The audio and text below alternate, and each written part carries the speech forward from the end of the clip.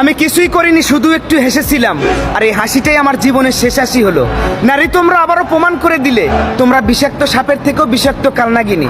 আরে বিষাক্ত সাপ সবল দিলে তো তা ওজা ঝেড়ে নামাতে পারে বিষ, আর তোমরা সবল দিলে মানুষকে ধ্বংস করে ফেলো।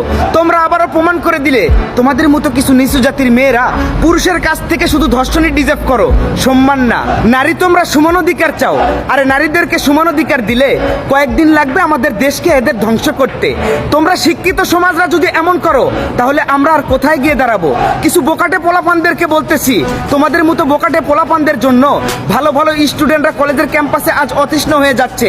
আর এই কিছু বোকাটের বাচ্চারা বসে বসে বাবার টাকা ধ্বংস করতেছে আর গাঁজা টানতেছে।